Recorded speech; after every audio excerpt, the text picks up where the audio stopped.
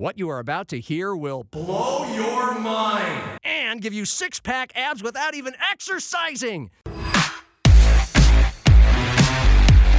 Pull up a bar stool and relax. Hey, who wants to have some fun? You've made it to Happy Hour with John Gaskins. Oh, no. Not again.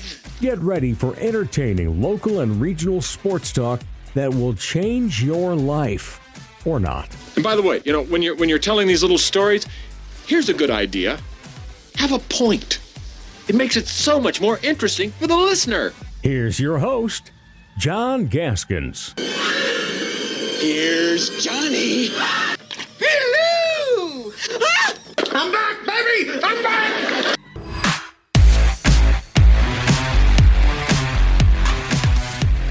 They call him LaMelo Yellow. I don't know. That's all I got for you today. They made Trent Donovan laugh. reference? That's right, I guess. Welcome to LaMelo Day in the upper Midwest. The Minnesota Timberwolves have traded for LaMelo Ball to join Anthony Edwards in the backcourt, and it happened at 8:30 this morning.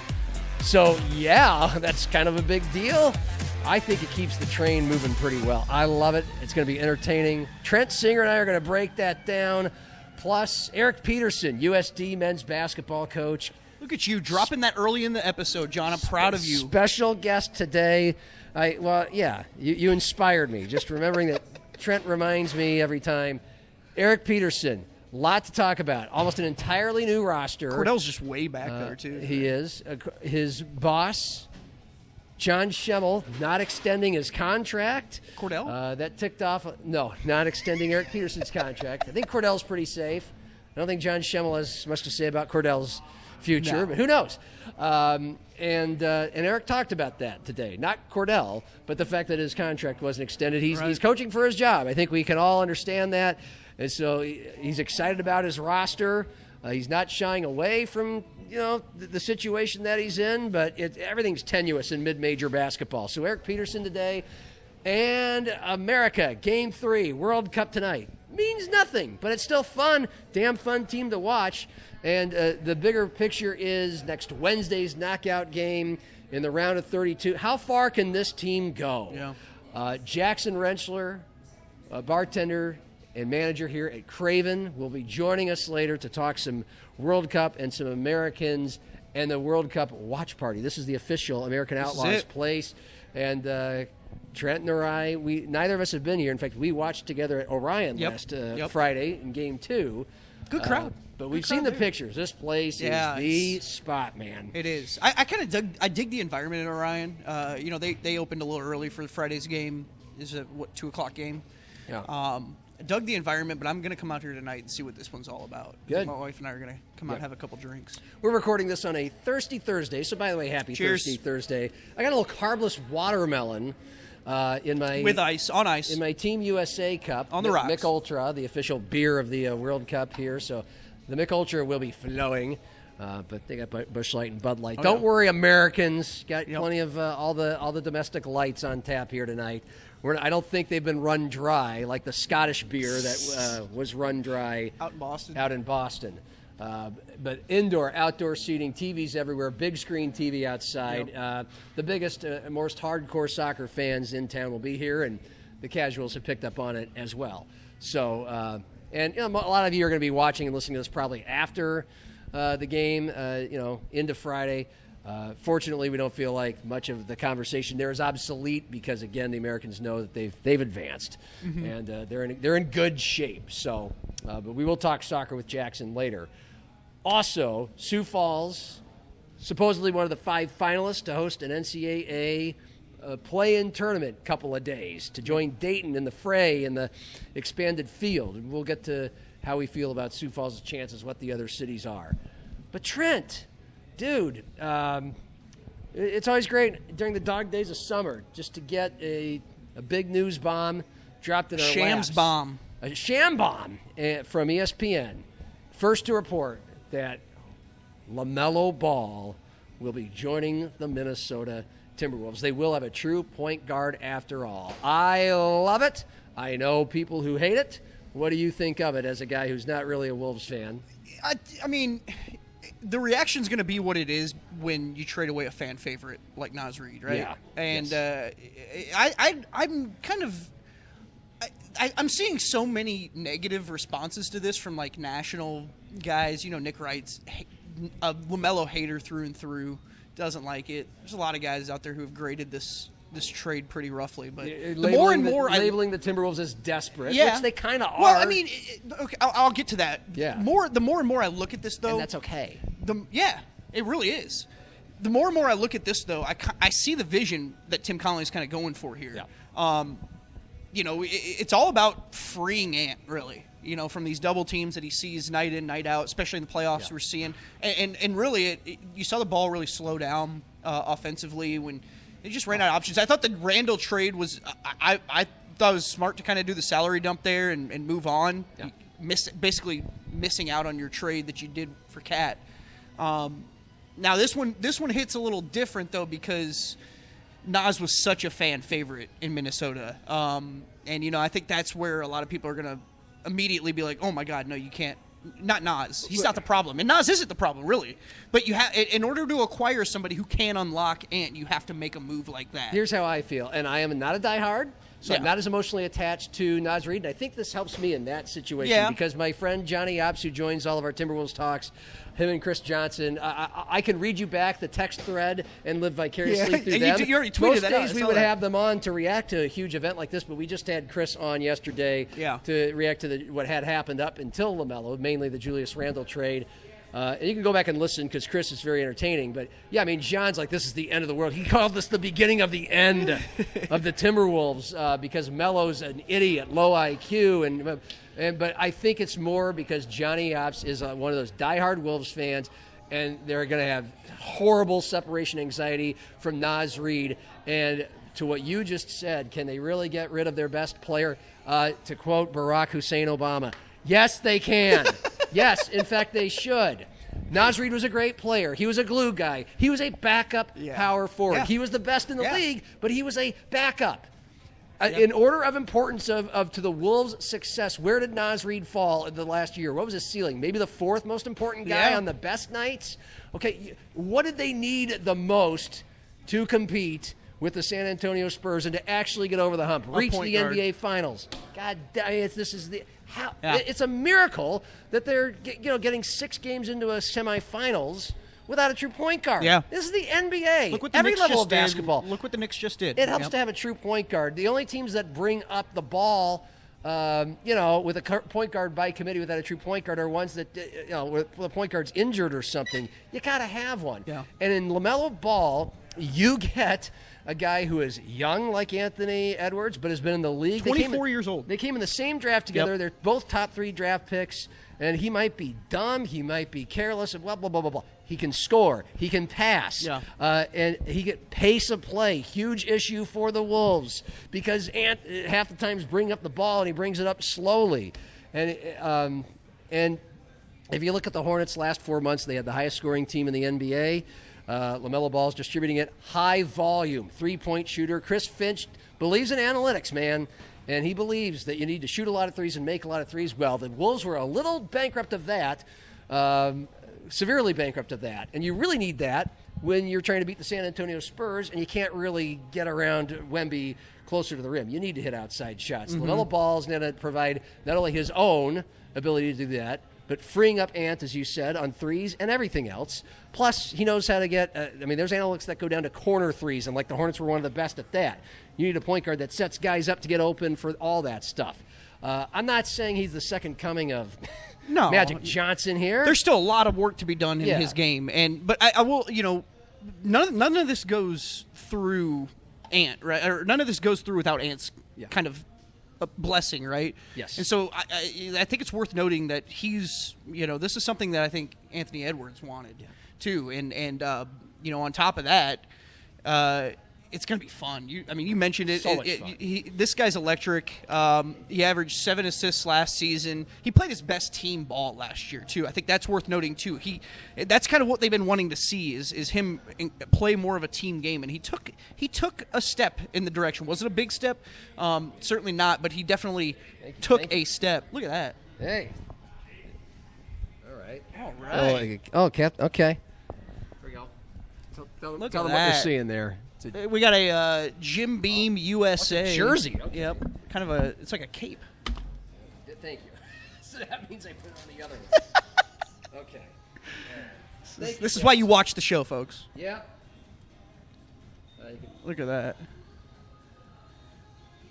This is great radio. No. Anyways. I got the cape on. Keep that thing on. Jackson just gave me a Team USA cape, so there we go. Jim Beam on the back. Yep. SiouxFallsLive.com. SiouxFallsLive.com. You can see it all. Watch the show. Watch the show at SiouxFallsLive.com or with your subscription to Midwest Sports Plus on the Midwest Sports Plus app. What I was saying, though. Sorry. The availability is going to be a big thing. He's played 2 full seasons. Been in the league 6 years. Can he play a full season? That's going to be a big question mark. 72 games last year. 72 games. So he's coming off a season where he was healthy. Should be a good sign. I really and still the big question mark for me is what are you going to do at that 4 spot? I love Josh Green. He's part of this deal too. Yeah. And I still think that there are moves still to be made here. Now on the flip side of this too, and we alluded to it a little bit, it's a risky move. But I will say the only thing that you can do in this situation if you're the Wolves is to make a risky move. You can't sit on your hands and wait for a championship to come. You have to go out and be proactive in roster build to do it. The Wolves are doing that. Some teams in the West are not doing that. Everybody's looking at the Nuggets like when are the Nuggets going to finally do something to stay in contention here? And that's the bigger thing that I see when you look at this conference. Yeah. If you're in the West, you have to compete with arguably 2 of the best teams in the league. Yeah. Right? I mean, it's the Spurs and it's the Thunder, and they may be the 2 best teams. And Chris Johnson mentioned yesterday, the Thunder are kind of they look like they were set up for years, and already kind of feel like they can't keep everybody they got. It moves quick, man. And so we had this whole conversation yesterday, and again, Chris is illuminating and entertaining, and so I still encourage you to listen to it. But we were kind of like, is this really it? Is this really so? Io is a de facto point guard, and Anthony, and they're going to bring the ball up together. And they signed Io to a $22.5 million a year deal. And I guess this is it. Io and Ant in the backcourt. And then you got the untouchable Jade McDaniels, the power forward. Now Naz is a starter, and Rudy Gobert. And that was not it. With Tim Connolly, it hardly ever is it. He makes a whopper almost every year. Well, I thought because he wants to win a title. And doing this straight too, not giving up Rudy is fascinating to me, right? So far, I mean, of course, there's speculation that certainly not all the dominoes have fell yet. That there could be deals for Rudy, and who's going to be your power forward now? Now you don't have Naz. Can I throw a name out there? Yeah. If this guy wants to win one more championship, why not? Bring the king to Minnesota. I'm not kidding you. I mean, okay, that'd be incredible. Make it happen. It's a lot of cooks in the kitchen. There's a lot of cooks in the kitchen. That's a lot of cooks in the kitchen. But I will say, there's not enough ball to go around. If LeBron wants to win another championship, this is a really, really ideal spot for him. It's clearly a better option than the Lakers in that regard. Yeah. Lakers have been early exits. Wolves knocked him out. Chemistry-wise, I don't know. I don't know how he is on a team when you have 2, brash personalities like Ant and LaMelo, but it's going to be a fun team regardless. That's a hell of a backcourt, man. Yeah, it is. It'll be fun to watch. And look, you get Josh Green. I think people are undervaluing that. They're not really talking about that as part of this trade. I agree. In addition to Reid, the Hornets receive stuff. 2023 unprotected first-round pick, 3 second-round picks. Charlotte also gets first-round pick swaps. That's the why NBA. Don't worry about second-round draft picks. Who cares? This is why I'm also baffled by some of these grades on this trade too, because they're absolutely obliterating the Wolves in some of these, and then they're saying the Hornets are like a A or a B plus, and I'm like, what did the Hornets really get out of this? I mean, in terms, they lost a star player. Yeah.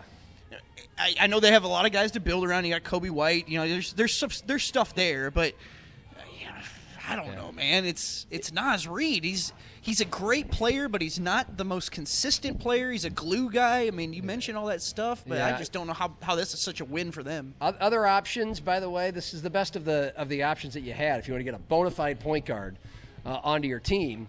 Which, by the way, now we know how it's hard to really ever do the calculus of the aprons and what's going on with the money and the trades, but Julius Randle was considered a salary dump. Well, no, it wasn't.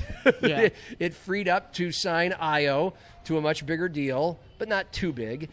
In some people's minds, too big. And it freed you up to be able to afford LaMelo, who's about $45 million a year. That seems like a lot, but then Jaylen Brown's like the white whale point guard for everybody out there from the Celtics. He's $56 to $67 million. Still got Terrence Shannon. You still got Dante DiVincenzo. I mean, you still got really solid pieces too outside of that. But right. I mean, Ayo's deal. You don't fully know the availability you're going to have with a guy like LaMelo Ball. He's playing a full season and stuff too. So it is important to invest a little bit there. Ja Morant was out there, and I know you have a Ja Morant connection. You would have liked that.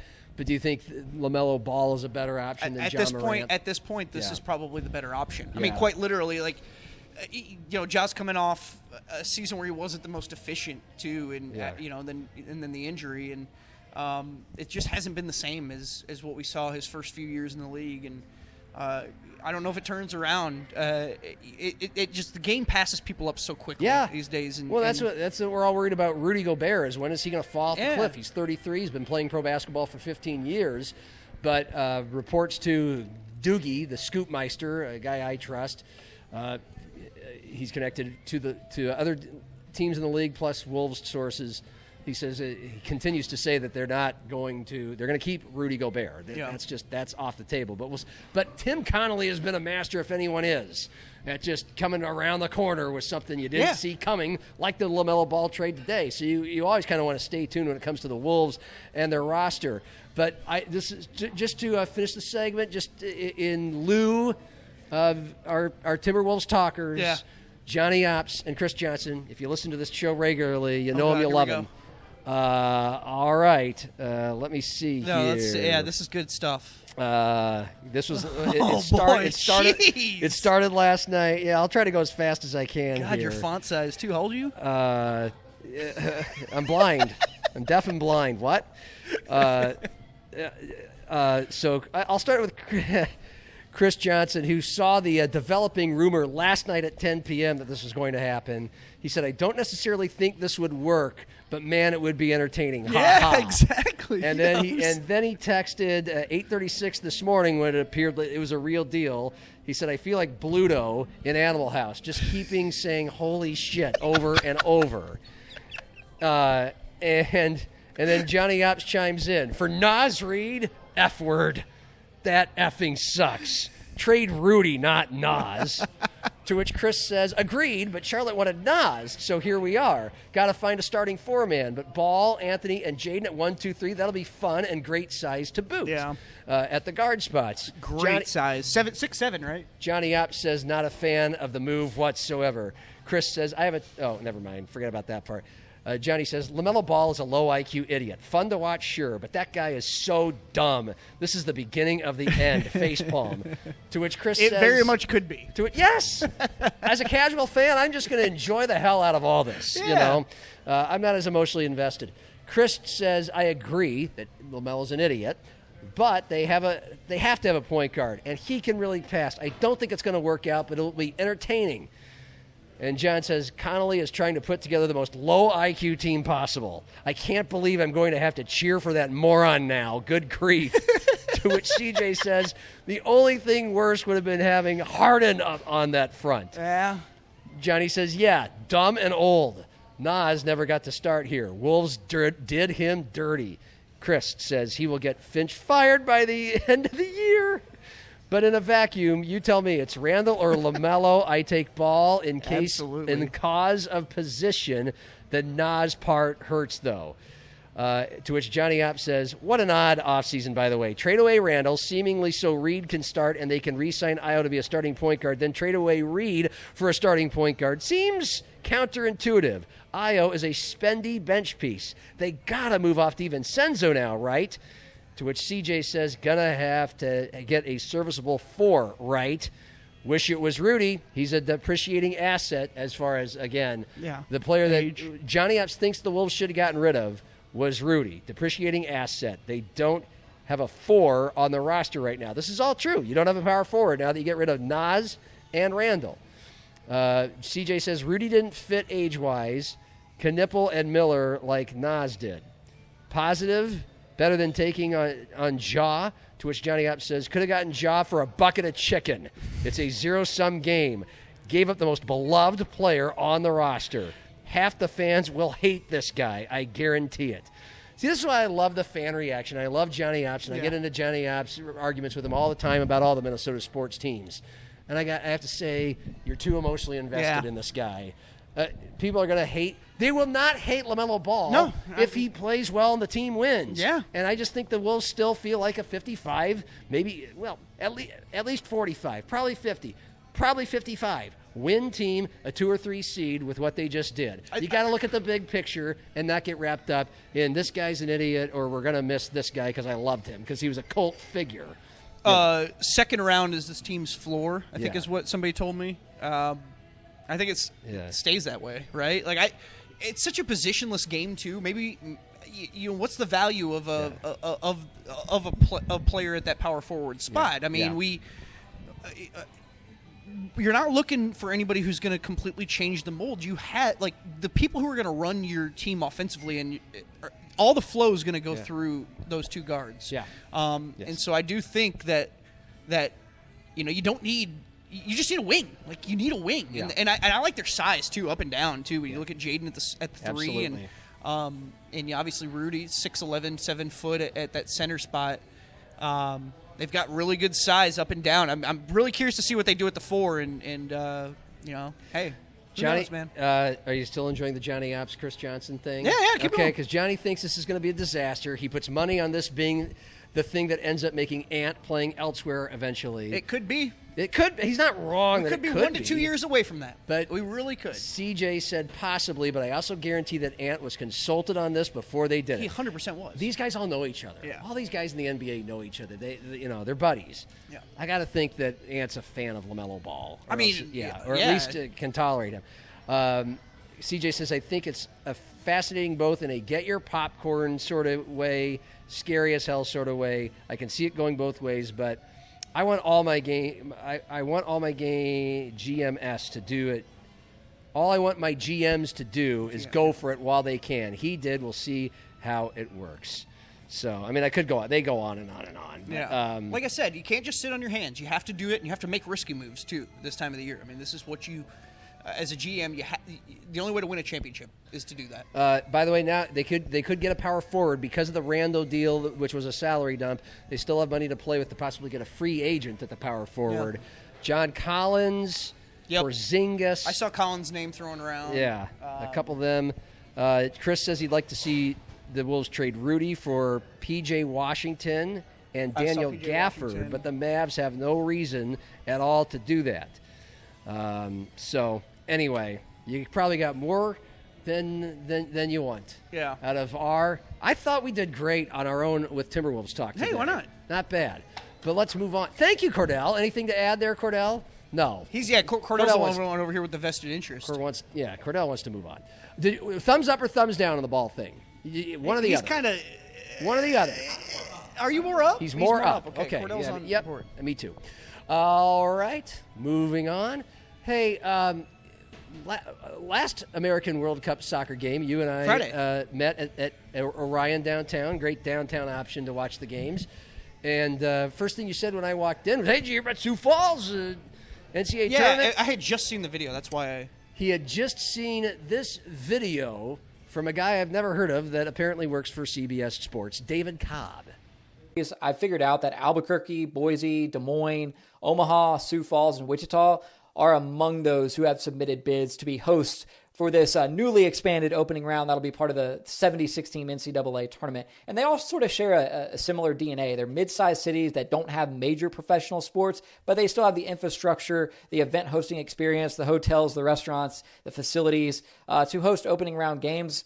as successfully as Dayton has over the years. And so it's interesting when you look at that list, also who is not on it. I can confirm that Denver and Las Vegas did not submit bids for this. So those are two of your major metropolitan areas, top 30 American cities that are within the geographic footprint that we knew the NCAA would be looking in as the expanded tournament takes hold. But they did not submit bids. They are not in the mix.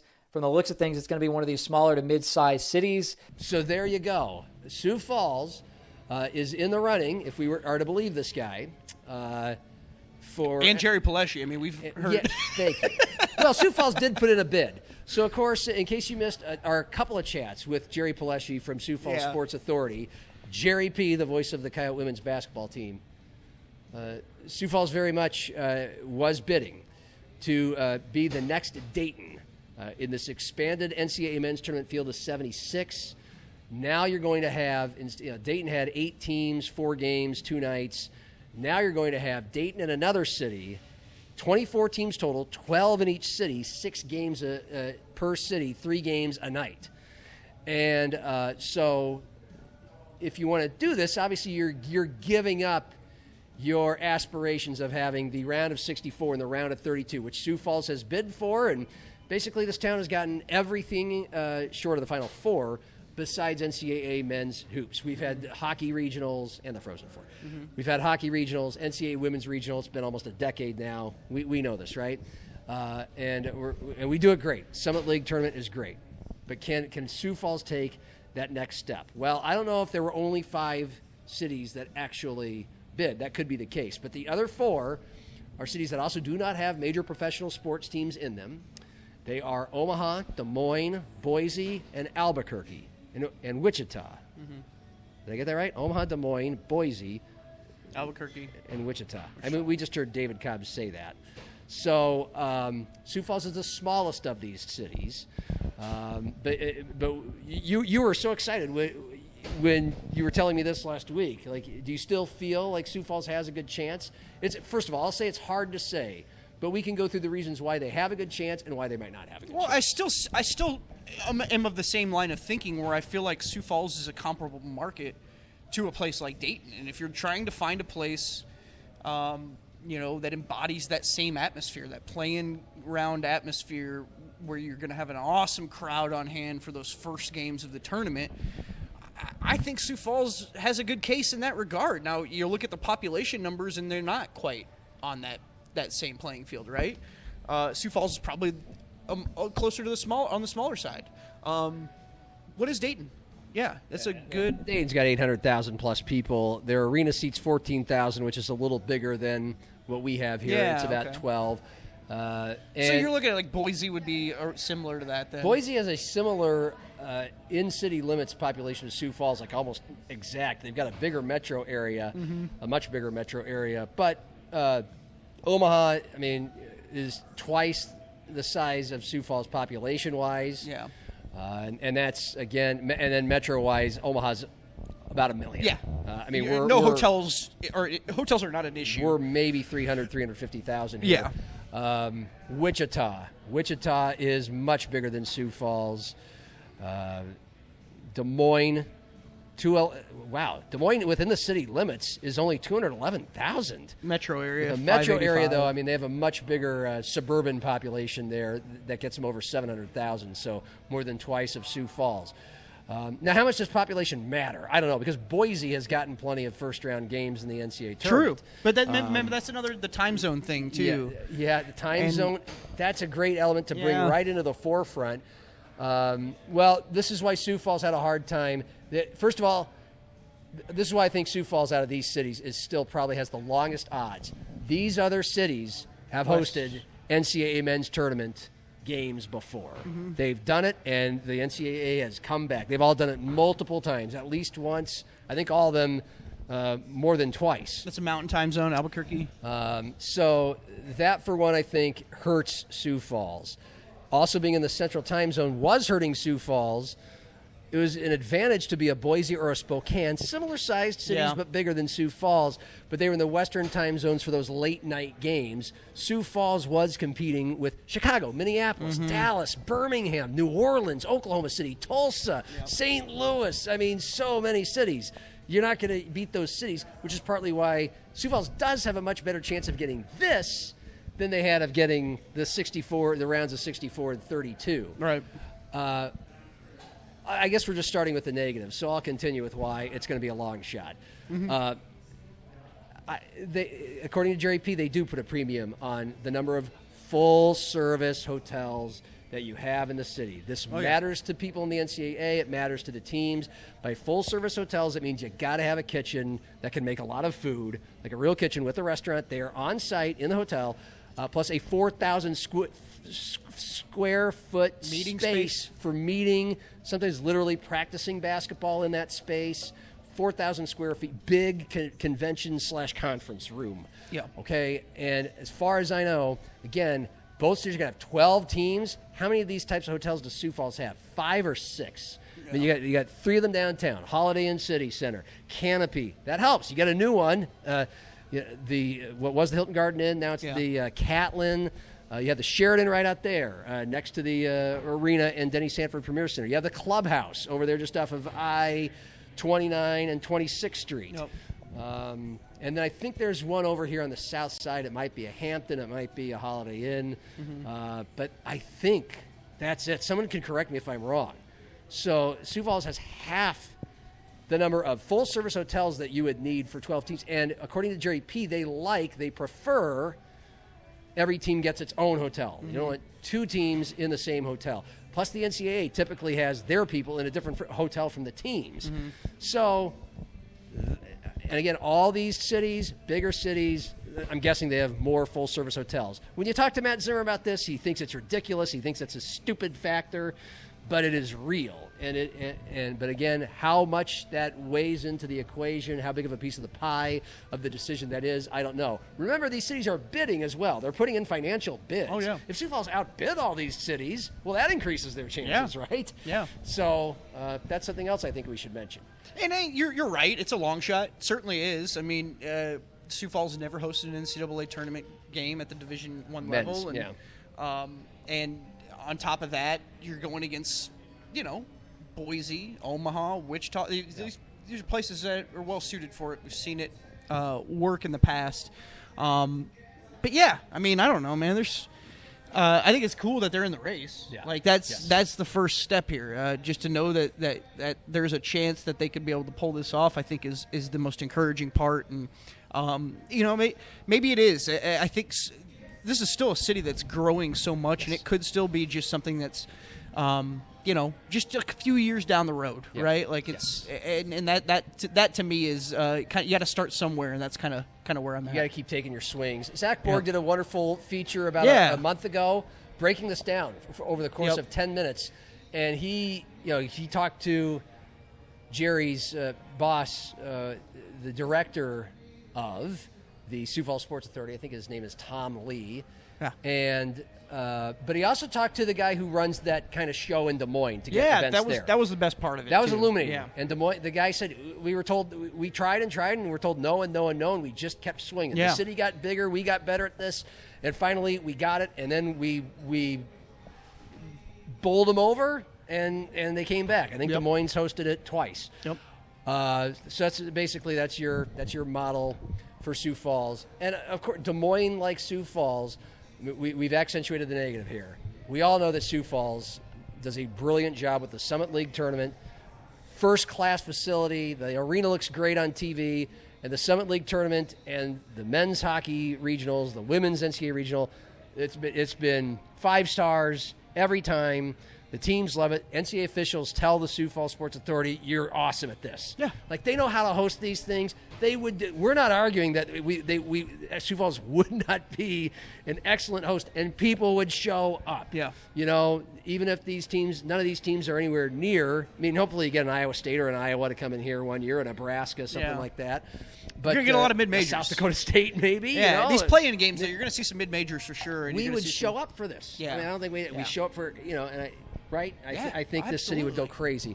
The Sanford International is some of the biggest crowds, if not the biggest, every year out on that championship. They just announced a Pentagon game just last week, and so two Power 4 teams playing. But the final point I'll make on this is I grew up in Omaha. It's only gotten bigger and better and brought more events to town. Omaha was always immaculate at hosting them well and people showing up to do it. Yeah. I mean, these other cities are Boise's. I'm sure people in Boise with no professional sports teams, Boise State football, the biggest thing there, they'd go gaga. They've already done it. So, I mean, but those are strengths that I think eventually will get Sioux Falls in the mix, just maybe not this time. I think it's just going to be a matter of time, and I don't know that it's going to happen this cycle, but here we are, and I think it's cool that they're in the mix here for these playing games. How deep are we in, Cordell? What are we at? Ooh, 34. Ouch. 34. Okay. We haven't gotten to Augustana's new softball coach. I mean, we talked Greta for about 3 weeks with Augustana going from an under 500 squad to Northern Sun champs again. Yep. Back to the NCAA tournament. Her just being this amazing coach. She called Augustana her baby. She gets the Minnesota job, which feels like that's the only job she would have left Augie for because she turned down plenty of Division I, or at least a few Division I and mid-major offers, and she goes straight to the Big Ten in her home state. Well, now who? Now what?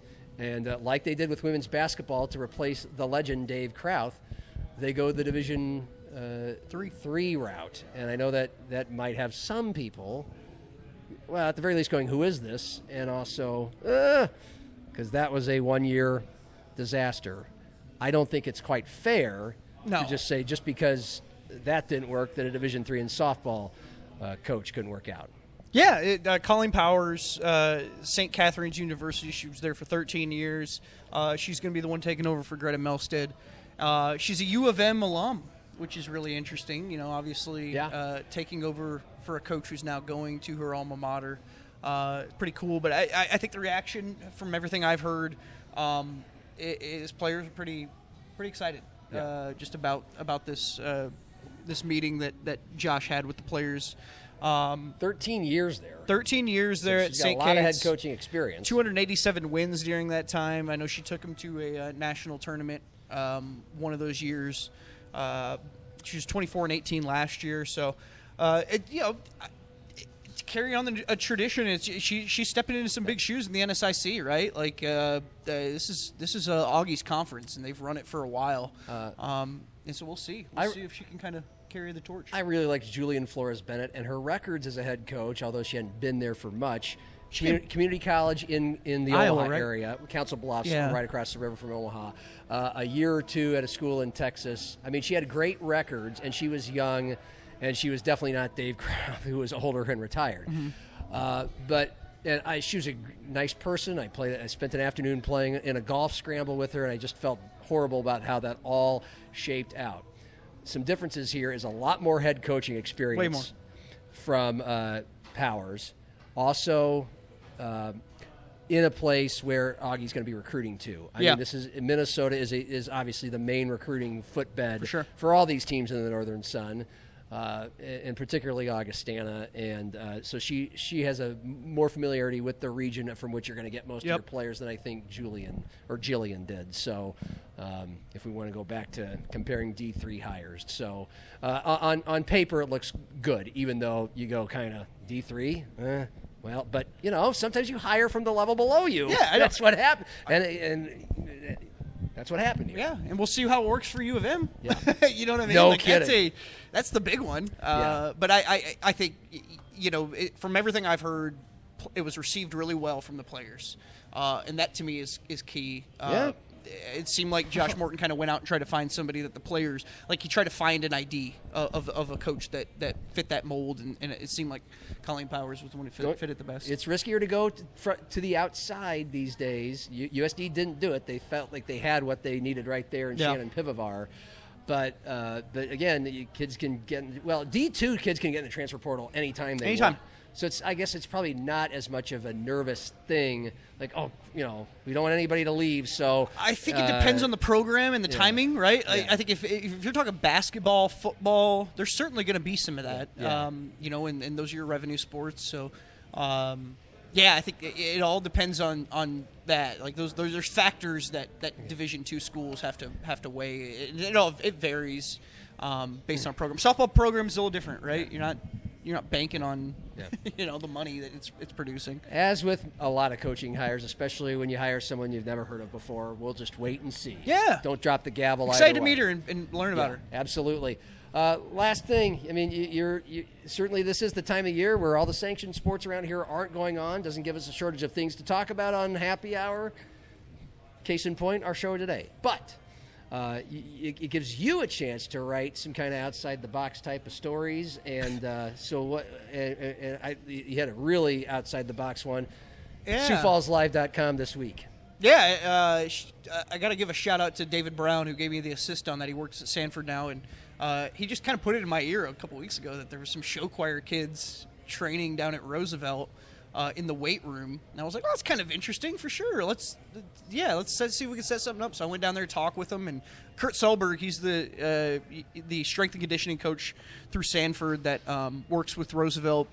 And you can tell he's excited about just getting the chance to work with maybe some students that aren't necessarily wouldn't be considered student athletes, non-traditional right? athletes. Yeah, and they have to put in work too, man. And it was just kind of a cool insight into a lot of work that is done behind the scenes in those summer months that we don't really even think of. We're always thinking, of the sports, football, basketball, and those guys work year round and they work their tails off. But so do some of these other kids. And Roosevelt's got a hell of a show choir, it sounds like, and it's cool to see some kids kind of working behind the scenes to work on their craft. Solberg's been there for, I believe, 2 years at Roosevelt. He's a Roosevelt grad, but he's been working as a strength and conditioning coach there at Roosevelt. They don't do a ton of heavy lifting or anything outside the box, but there's a lot of cardio and it's a circuit workout, and it's all about just staying in shape and being ready for when that season starts so that they can be there's a lot. Think about show choir, right?